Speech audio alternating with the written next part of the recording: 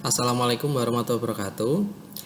Baik, pada praktikum ketiga kali ini pada mata kuliah pemrograman client-side, kita akan mencoba untuk membangun sebuah interface berupa modal ya, dan praktek pada event selain on-click. Jadi kalau yang sebelumnya kita coba untuk membuat event on-click, sekarang kita akan mencoba menggunakan event key up ya, tentunya dengan skenario yang sudah disiapkan. Jadi modulnya sudah saya siapkan ya, jadi modul teori maupun modul praktikumnya sudah saya siapkan, jadi itu yang akan kita bahas kali ini. Dan praktikum kali ini kita juga tidak membuat project dari awal, tetapi kita memodifikasi project yang dihasilkan oleh praktikum sebelumnya. Oke, kita lihat dulu project yang sebelumnya ya, apakah masih normal atau tidak. Kita masih menggunakan project di folder client 1 ya, seperti ini. Nah, ini kita coba cek dulu apakah masih berfungsi semuanya. Ini saya acak. Oh, masih ya. Kemudian resetnya juga masih oke. Jadi ini masih sesuai dengan terakhir kemarin. Kita akan modifikasi project yang ini sesuai dengan skenario yang sudah saya tulis di modul praktikum ya. Oke. Jadi modul praktikum 3 tentang interface modal dan event key up. Jadi kali ini kita akan mencoba untuk mengganti yang ini ya. Tadi kan misalkan informasi ini dihasilkan oleh event on click pada tampilkan ini, maka dia akan memunculkan berupa alert seperti ini ya. Lah kita akan mencoba mengganti alert ini dengan tampilan interface modal nantinya. Tuh. Kemudian kita akan mencoba untuk saat saya menulis isian nama seperti ini misalkan, maka sistem secara otomatis akan menulis jumlah karakter yang saya ketik di isian nama ini di sini, di sebelah atas. Gitu ya, itu konsepnya hari ini. Jadi kita nanti butuh event yang namanya on key up di teks ini, di input tipe teks yang di sini. Jadi misalkan saya ngetik seperti ini, maka di atas akan tertulis berapa jumlah karakter yang sudah saya tulis, gitu ya. Oke. Kita buka dulu projectnya di htdoc client 1 ya. Nah, kita edit ini indeksnya. Saya menggunakan Visual Studio Code seperti biasa. Nah, ini sintaknya yang kemarin ya, hasil dari praktikum 2. Kemudian kita lihat panduannya. Jadi saya susun di sini langkah-langkahnya. Jadi langkah pertama kita memodifikasi project yang dihasilkan oleh praktikum sebelumnya. Jadi siapkan project pada folder client 1 sudah. Oke, ini kita kemudian lanjut. Langkah berikutnya adalah memberikan identifier pada label dari isian teks nama. Jadi jika kita ingin memodifikasi label ini, maka label ini harus bisa dibaca oleh JavaScript seperti itu kan. Otomatis langkah pertama yang harus kita siapkan adalah kita harus memberikan identifier atau penanda pada objek label ini. Jadi nanti kita menggunakan ID ya. Jadi kita nanti menggunakan ID sebagai identifier. Tambahkan sintaknya berwarna biru. Oke, berarti label ini kita beri ID-nya LBL nama. Jadi kita copy ini, kita tempatkan di sini, berarti label nama ini ya. Jadi labelnya kita beri ID agar bisa dimodifikasi oleh JavaScript. Kemudian ini dikasih angka, jadi tempat untuk nanti menghitungnya di sini. Jadi di sini ya, setelah nama ini ada semacam kurung terus jumlahnya itu ya, seperti ini. Jadi hasilnya kurang lebih seperti ini. Kemudian kita lanjut ke langkah berikutnya. Langkah berikutnya adalah membuat function yang digunakan untuk menghitung karakter. Jadi buat function berikut di dalam TypeScript, tetapi sejajar dengan function lainnya.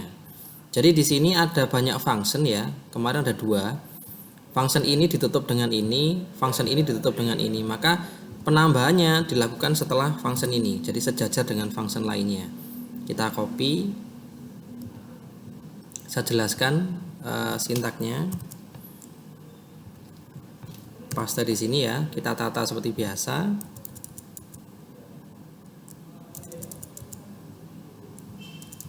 Nah, seperti ini. Jadi function check karakter ini punya beberapa mekanisme. Yang pertama adalah dia mengambil karakter atau apa yang kita isikan di txt nama seperti biasanya, sama seperti tampil ini ya. Cuman bedanya nanti setelah proses itu, ini ya, setelah nama, maka di bawahnya adalah ini ya, kita akan memodifikasi sebuah objek HTML yang ber-ID LBL nama. Kita isi menggunakan metode HTML. Jadi maksudnya kita mengisi dari objek LBL nama. Kalau file itu dikhususkan pada objek yang bisa berinteraksi dengan pengguna, semisal input tipe teks, input tipe date, dan seterusnya ya.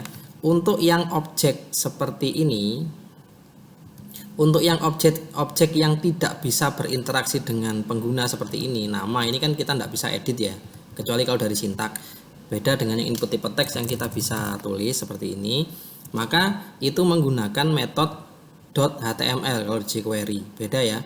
Kalau file digunakan pada objek HTML yang bisa berinteraksi dengan kita seperti input tipe teks seperti ini.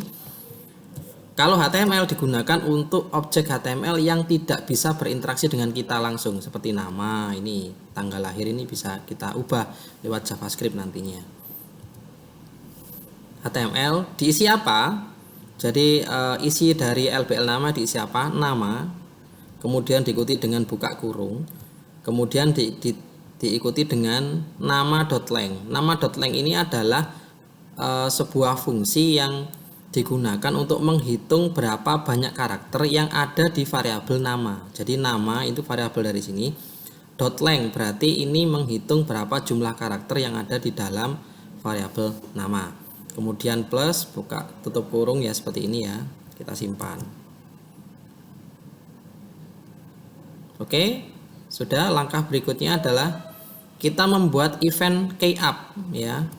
Event keyup, karena ini adalah efeknya setelah saya ngetik karakter di isian nama, maka keyupnya kita tempatkan di input tipe teks ini. Kurang lebih seperti itu. Jadi kita modifikasi ya, input tipe teks ID txt nama, kita tambahkan on keyup di sini.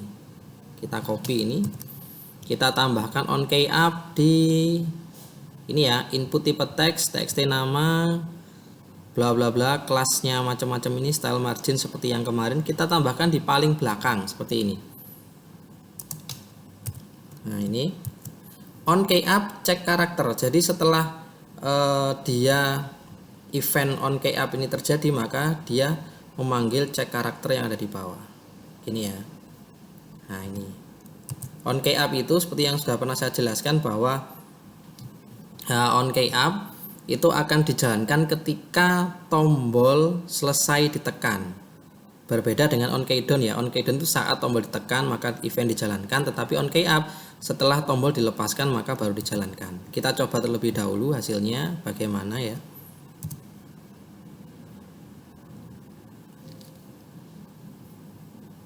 Udah disimpan, oke. Klien 1.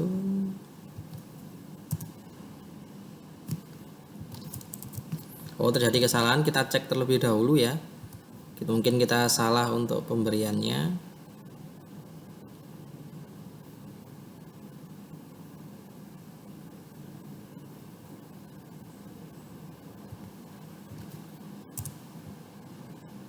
Oke, ini sudah ya. Jadi muncul untuk awalan bernilai 0. Kalau saya jalankan seperti ini. Nah, dia akan bisa menghitung karakternya ya. Nah, kalau saya hapus juga, nah seperti ini. Ini namanya event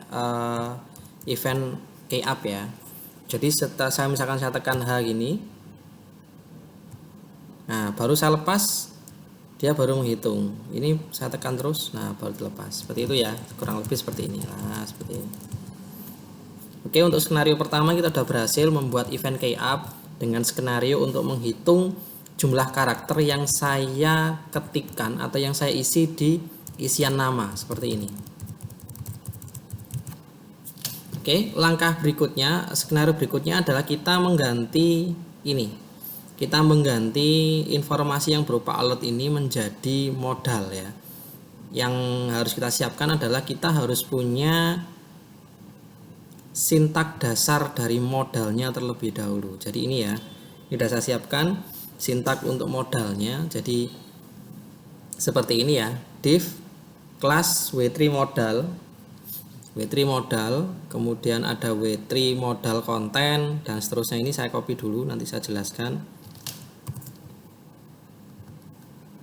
Ditempatkan di mana? Di dalam body tetapi sejajar dengan div class w3 row. Di dalam body, ini kan body ya, tapi sejajar dengan w3 row. Berarti di sini ini ketika kita kecilkan aja, berarti di bawah sini kita paste. Nah, kita tata, jangan lupa ya, kita tata. Ini berarti menjorok.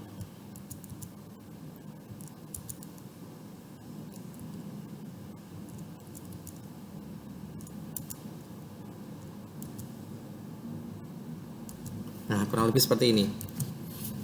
Ini sintak dasar modal ya. Jadi kita membuat sebuah div yang kelasnya w3 modal.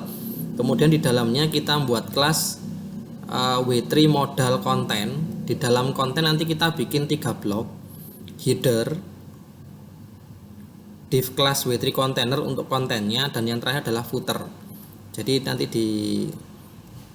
dibagi jadi 3 bagian ya, header, konten tengah, sama footer.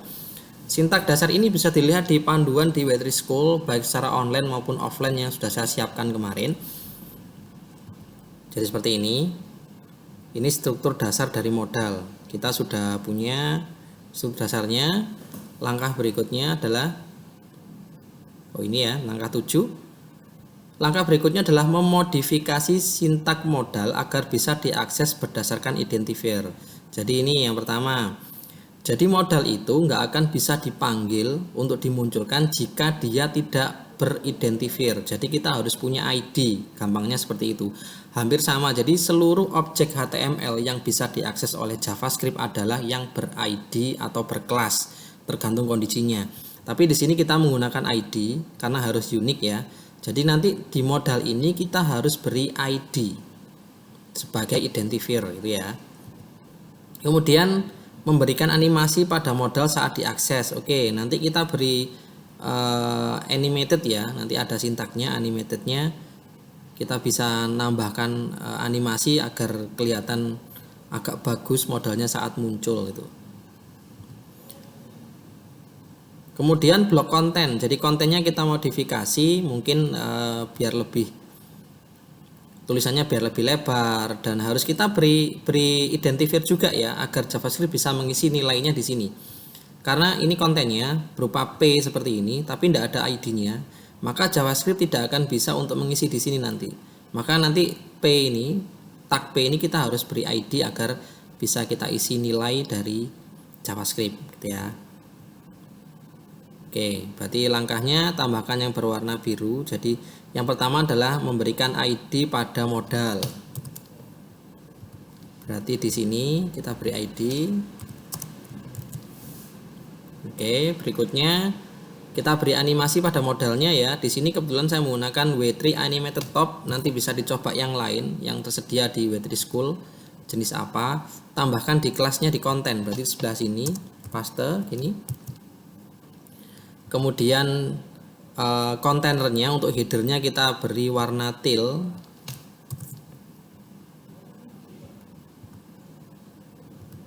Berarti di header kelas kontainer ya kita beri w3 teal. Kemudian footernya juga sekalian w3 teal juga. Kemudian P-nya kita kasih ID juga, dan saya beri efek ini ya, style CSS dengan font 18 pixel biar kelihatan agak besar ya nanti isinya. Saya tempatkan di tag P seperti ini. Saya paste. Jadi kurang lebih jadi seperti ini ya modelnya, nanti dimodifikasi. Silakan dimodifikasi jenis lain kalau pingin nyoba ya. Jadi di sini saya modifikasi bahwa modal saya beri ID biar bisa diakses. Kemudian kontennya saya kasih animasi. Jadi modalnya saya beri animasi top, animated top ya. Kemudian warna headernya saya kasih teal, footernya juga teal. Kemudian kontennya saya beri ID juga biar bisa diisi oleh JavaScript dengan ID namanya blog hasil. Saya beri CSS dengan font size-nya 18 pixel biar tulisannya kelihatan lebih besar gitu ya. Langkah berikutnya, menambah tombol yang digunakan untuk menutup modal. Jadi nanti kalau modal sudah terbuka, kita harus punya pemicu gimana caranya modal itu ditutup gitu ya. Jadi di sini saya buat sebuah tombol untuk tutup modal. Jadi di sini ini saya taruh di footer ya, yang berwarna biru ini. Saya jelaskan habis ini sintaknya. Jadi di footer saya beri tombol ya. Di sini untuk tombol button tipe button, kelasnya adalah W3 button sesuai dengan yang ada di W3 School, W3 CSS itu. Kalian bisa lihat W3 red berarti warnanya merah, W3 small berarti ukuran tombolnya ini small. Ya. Ada yang lebih kecil lagi, ada tiny, nanti bisa dicoba silakan. Ini W3 small kecil. Kalau standarnya tanpa W3 small nanti akan standar. Kalau large berarti ya W3 large seperti itu. On click, nah ini sudah ada efek eventnya ya, on click. Jadi kalau tombol ini saya klik maka dia akan menutup modal. Sintak untuk menutup modal adalah seperti ini. Jadi kita menggunakan jQuery seperti biasa ya, sintak jQuery $ buka kurung MD hasil. Jadi kita harus menyebutkan ID dari modal yang akan ditutup. Karena di sini ID-nya MD hasil, maka di sini pagar MD hasil. Kemudian .css karena di sini basisnya untuk nutup modal adalah menggunakan CSS. CSS nilai display kita beri nilai non.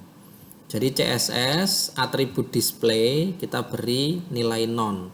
Kalau buka dengan cara yang sama dengan atribut display juga, tetapi bukan non tapi block. Kalau ingin membuka modal itu bisa dibaca di W3 CSS ya. Di dokumentasinya untuk membuka modal itu blok, displaynya diberi nilai blok, sedangkan kalau nutup displaynya diberi nilai non di sini. Ini keluar kata-kata keluar di tombolnya aja. Oke, sudah. Langkah berikutnya adalah memodifikasi function tampil agar memunculkan informasi pada pengisian modal sebagai pengganti alert tadi ya. Oke, ini functionnya, jadi kita cek aja. Kita enggak merubah ini, kita hanya merubah yang bagian yang perlu saja. Function tampil, oke, kita cari function tampil ini ya, oke. Kemudian kita lihat tetap mengambil nama, tanggal, dan jenis kelamin, oke. Kita lihat mengambil nama, tanggal, jenis kelamin, oke. Alertnya sudah tidak ada ya, tidak digunakan alertnya, maka ini kita hapus karena nanti kita enggak menggunakan alert. Seperti ini. Kemudian kita lihat setelah mengambil apa yang kita isikan di pilihan jenis kelamin, maka di sini kalau lihat sintaknya adalah ini. Saya copy 3 baris ini ya. Yang ternyata tidak ada di sini, kita paste di sini. Saya jelaskan. Jadi di sini ini script yang digunakan untuk membuka modal. Seperti yang saya jelaskan tadi ya. Jadi ID modalnya apa, kemudian .css atribut display, tetapi nilainya block. Kalau nutup adalah non, kalau buka block. Jadi ini baris 57 ini digunakan untuk membuka modalnya. Kemudian baris berikutnya membuat variabel isi yang isinya adalah nama ditambah dengan nama yang dari variabel nama ini. Kemudian BR ganti baris karena ini basisnya adalah HTML, kita ganti baris ya BR. Tanggal kemudian ditambah dengan variabel TGL ini. Kemudian ganti baris jenis kelamin mengambil dari apa yang kita pilih di jenis kelamin ini. Jika sudah, maka berikutnya adalah kita mengisi ini, isian-isian ini ke dalam kontennya modal. Karena kontennya modal adalah ID blok hasil, maka di sini $pagar blok hasil ya, diisi HTML dengan HTML sama karena konten dari modal bukan sebuah objek HTML yang bisa berinteraksi dengan kita. Jadi konsepnya sama kayak kita ngisi yang di nama tadi ya, di LBL nama tadi. Jadi HTML diisi apa? Dari variabel isi di atasnya, seperti ini. Jika sudah, kita tinggal jalankan, berarti langkah berikutnya. Sudah, ini selesai, kita simpan, kita jalankan terlebih dahulu. Saya ganti misalkan namanya Budianto misalkan. Tanggal lahirnya acak, kemudian jenis kelamin laki-laki, tampilkan. Nah, muncul ya modal ya. Animatednya, nah ini animatednya dari atas ya, top ya. Nah seperti ini. Ini ada yang kurang sebenarnya. Sekalian aja. Bisa dilihat bahwa layout ini terlalu mepet dengan yang atas, tombol keluarnya ya. Jadi tombol keluarnya terlalu mepet dengan yang atas ini.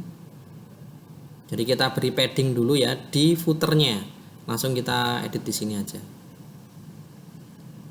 Kita beri efek di footernya ini ya. Di footer bisa dilihat di footer ini. Kita beri CSS ya, style, padding, biar ada jarak dengan yang baris atasnya. Misalkan saya beri 10 pixel seperti ini. Simpan. Kita refresh hasilnya. Nah, sudah ada jaraknya ya. Setidaknya sudah ada jaraknya dari atas. Nah, ini dari kiri juga sama. Nah, ini ada. Jadi cukup menambahkan CSS ini, style padding pada footernya, biar tombol yang di dalamnya tidak terlalu mepet dengan yang atas maupun bawahnya. Oke, mungkin cukup sekian praktek untuk sesi kali ini. Nanti silakan dieksplor, silakan dibuat-buat sendiri eksperimen untuk pembelajarannya. Nanti kalau enggak paham bisa tanya saya di grup perkuliahan seperti biasa ya. Oke, mungkin cukup sekian. Saya akhiri. Wassalamualaikum warahmatullahi wabarakatuh.